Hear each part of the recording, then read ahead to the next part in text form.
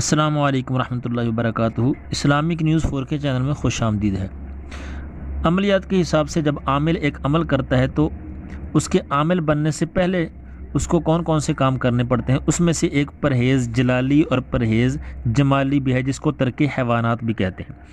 اب اس میں ترک حیوانات کے حوالے سے تقریباً یہ سبھی کتابوں کے اندر یہ چیز ہوتی ہے، تقریباً جتنی بھی بڑی بڑی کتابیں ہیں عاملین کے لیے، تو عامل ہونے سے پہلے جن حالات سے گزرنا پڑتا ہے ان میں سے ایک یہ ہے کہ پرہیز کرنا ہے آپ نے جلالی اور جمالی دونوں۔ وہ دونوں کس طرح سے کرنا ہے، کیوں کرنا ہے، اس میں دیکھیں تھوڑی سی وجہ میں آپ کو بتا دیتا ہوں۔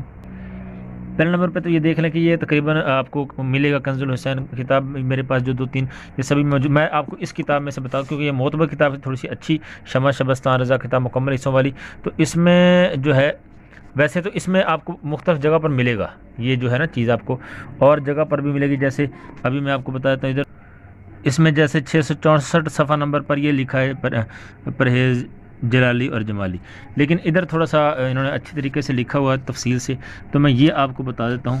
اور اس میں یہ بھی ہے کہ ضرورت کیوں، تو یہ ہے کہ ظاہر سی بات ہے ہمارا من تن جو ہے وہ پاپی ہے، گناہوں میں ڈوبا ہوا ہے، تو اپنے آپ کو تھوڑا سا صاف کرنے کے لیے، اپنے آپ کو تھوڑا سا اچھا بنانے کے لیے، پاک ہونے کے لیے اور گناہوں سے صاف ہونے کے لیے تھوڑا سا یہ پرہیز کرنا پڑتا ہے۔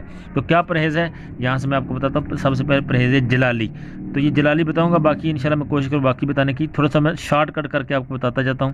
پرہیز جلالی یہ ہے ترک حیوانات جس کو بولتے ہیں، کہ آپ نے مچھلی نہیں کھانی، گوشت نہیں کھانا، انڈا، لہسن، پیاز، شہد، خوشبو، سرکہ، مولی، ہینگ، عنبر، چھہارا اور دیگر میں وجہ سے قطعی پرہیز کرنا ہے۔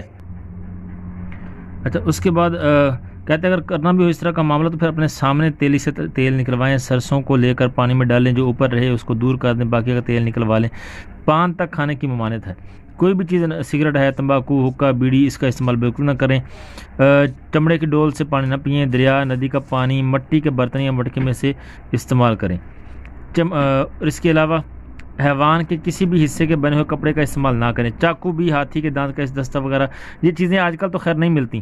خط نہ بنوائیں، ناخن نہ ترشوائیں، جمع نہ کریں، غیر کے بستر پر نہ لیٹیں، ملنا جلنا سب سے چھوڑ دیں اور خلوت اختیار کریں، یعنی اکیلا پن۔ ہر وقت باوضو رہیں، اگر طاقت ہو تو پابند شرع ہو، عمر پابندی شرع میں گزاری ہو، روز غسل کریں، کپڑا بغیر سلا ہوا پہنیں جیسے وہ احرام باندھتے ہیں، اور یہ بھی خیال رکھیں کہ جسم کے کسی حصے سے خون بالکل باہر نہ نکلے۔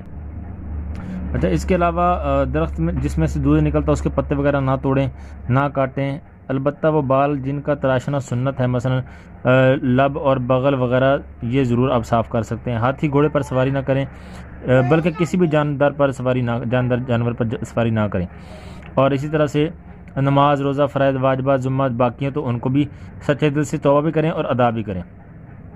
کسی کا قرض وغیرہ دینا وہ بھی ادا کر دیں، اور جتنی جلدی ہو سکے قضاء عمری بھی کریں، جو نمازیں آپ کی رہ گئی ہیں یا روزے رہ گئے تھے ان کو بھی حساب لگا کے پورا کر لیں۔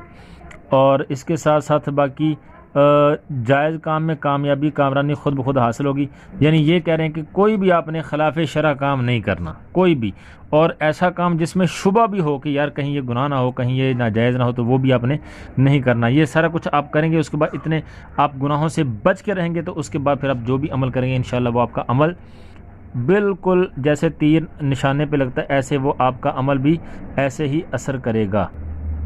باقی یہ اس میں اگر آپ کو پھر بھی کوئی سمجھ نہیں لگتی تو آپ مجھے کامنٹ کر سکتے ہیں، میں انشاءاللہ کوشش کروں گا۔ یہ ہے پرہیز جلالی۔